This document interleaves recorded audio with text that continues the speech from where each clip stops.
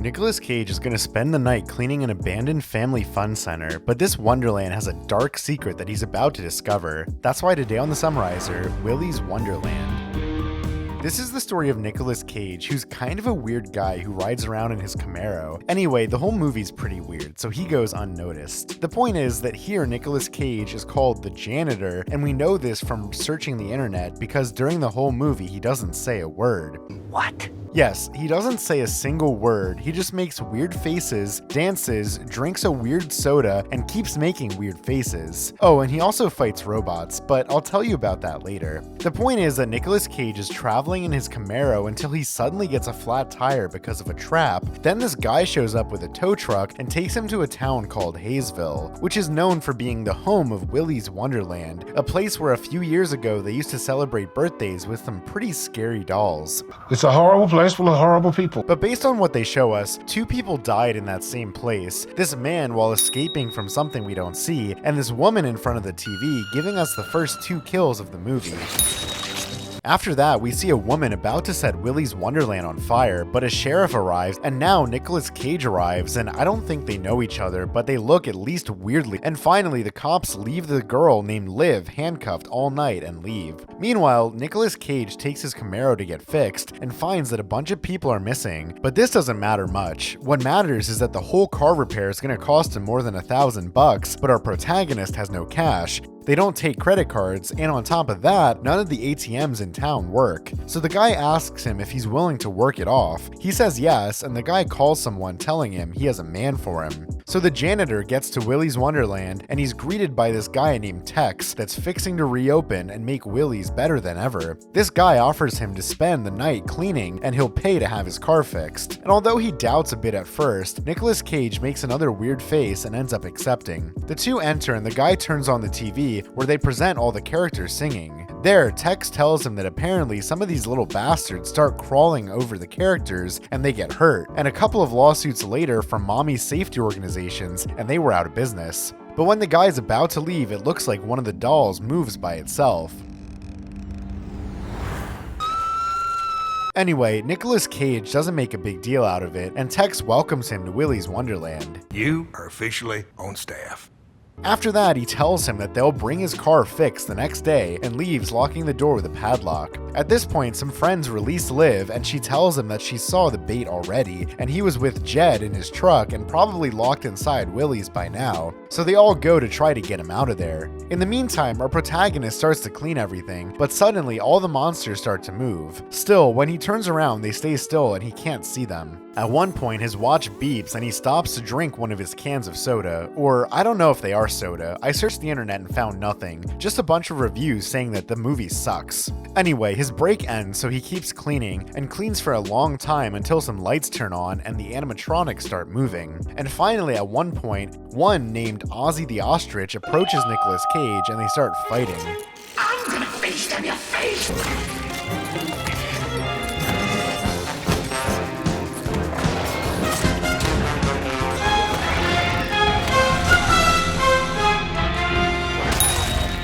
And yes, we also count the death of these weird animatronic dolls because they are actually people, like the story of Chucky and Charles Lee Ray, but I'll explain that later. And here something weird happens, because instead of fucking off, calling the cops, or wondering why the hell an animatronic just attacked him, he just changes his shirt and keeps cleaning. At one point, he enters the men's room, which is a mess. He still cleans everything, and thank God they show it to us in fast motion, because otherwise the movie would be even more boring. Until finally the bathroom is perfect. Well, perfect until someone writes this on one of the mirrors, and until Gus Gorilla shows up to fight Nicolas Cage.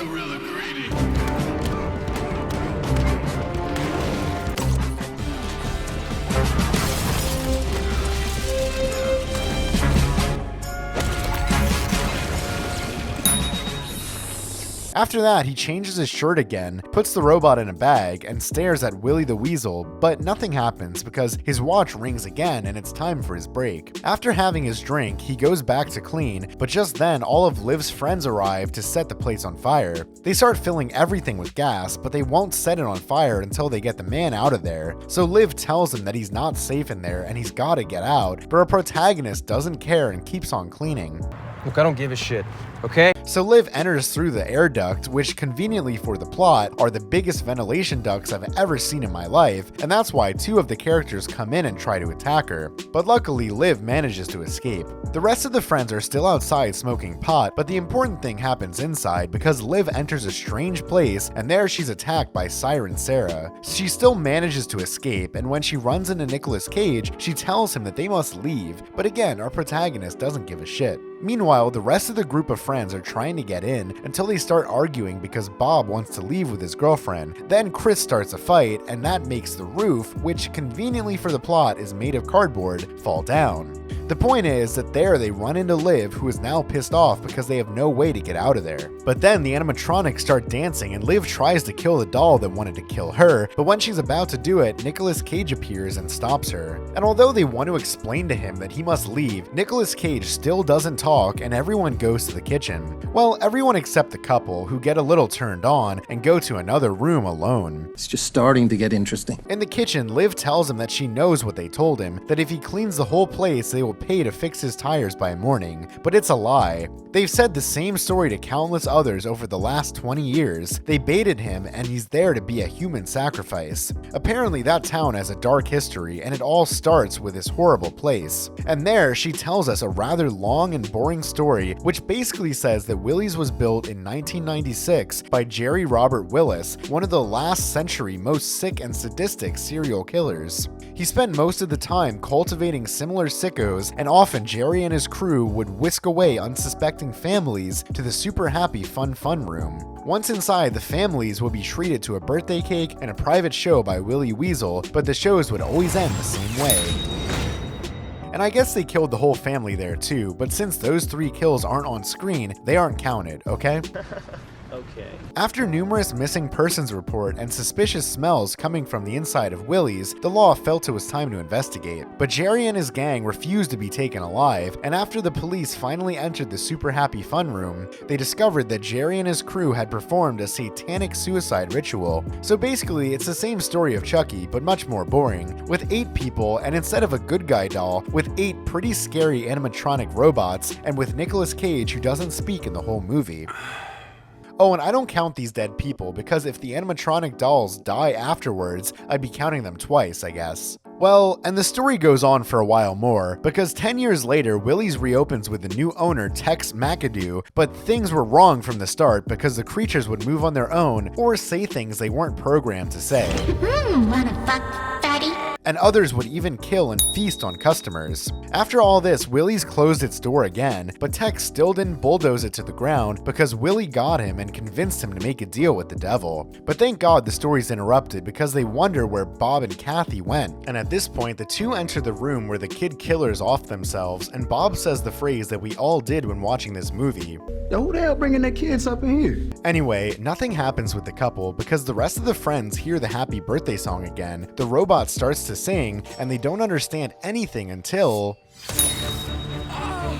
After that, they all escape. Nicolas Cage is still drinking his soda and playing pinball, and the others are doing it while Artie the alligator watches them. And there, they all split up. Glasses enters another room, and there he crosses paths with 2 of the robots. Liv keeps fighting with this other one, and Nicolas Cage keeps playing pinball. By this point, Chris Muley calls the sheriff office, and although at first this lady doesn't want to go, he ends up convincing her to go help them when Chris tells her that Liv is there too. Oh, and while all this was going on, Glasses keeps fighting with the robots until they finally kill him. After that, Nicolas Cage's break ends, so he stops playing, finishes his can, and goes to kill the animatronic that was attacking Liv.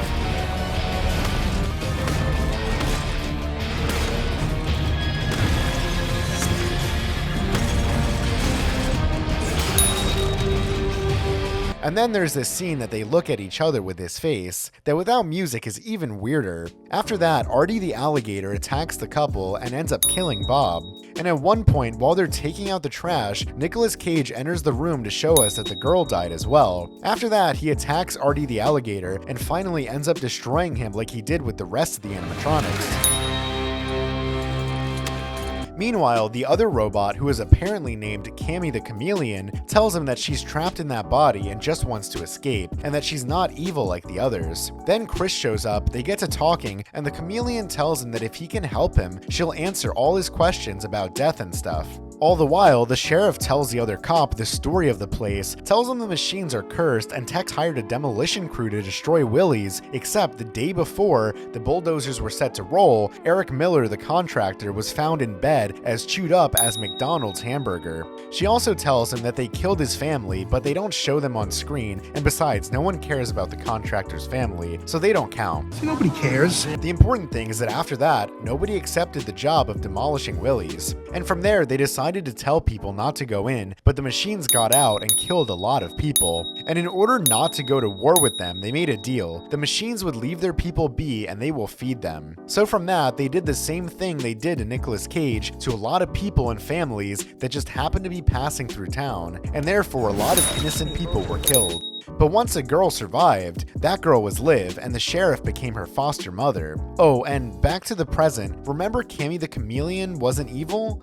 Well, I lied.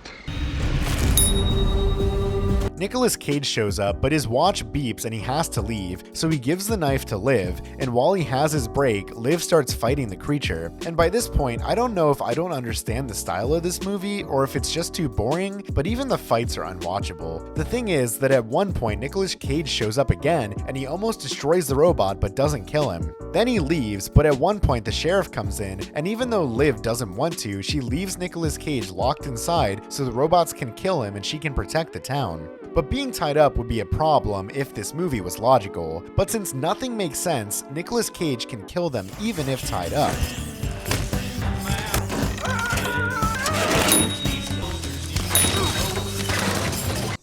This was so illogical, you know? On the walk, Liv tells the sheriff that he's a murderer and ends up convincing him to come back, but right there the Mexican robot appears and attacks Evan. In the end, Liv kills the robot and we realize the cop is dead too. Meanwhile, Nicolas Cage continues cleaning everything until at the end the room is perfect and only Willy is left. But the clock beeps again and he has his break. Oh, and he starts doing these weird things, and it's 1 hour and 10 minutes into the movie, and this movie keeps getting weirder and weirder. Don't you ever think of watching this shit, you are warned. We continue. Our protagonist takes out the trash, but there's the sheriff again. She makes him come back in, tells him that the only thing he had to do was to die, and starts to call Willy because he has to eat. Willy! Come and get it!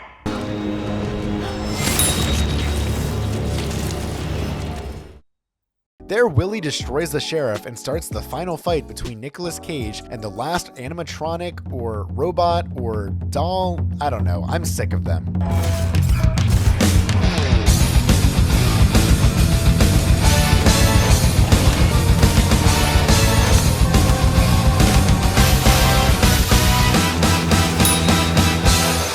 The next morning, the guy arrives with the car fixed, and in the trash we see the siren is still alive. Anyway, what strikes them most is that inside everything is clean, and then Nicolas Cage asks him for the keys. Outside, he meets Liv, she gets in the car, and they go to hell. Oh, and if the movie wasn't already too weird, it was missing this even weirder ending. I don't know. The point is that Nicolas Cage goes with Liv, offers his drink to her, and on the way they cross with the Mexican robot that wasn't dead, but now he is. But as I already counted it before, the kill count remains the same with 31 kills, a bunch of weird faces, and not a single word from Nicolas Cage, who I don't know how he ended up acting in such a stupid movie. That was Willy's Wonderland. Comment which series or movies you'd like me to summarize for future videos. See you later. Go to work. Okay. Bye.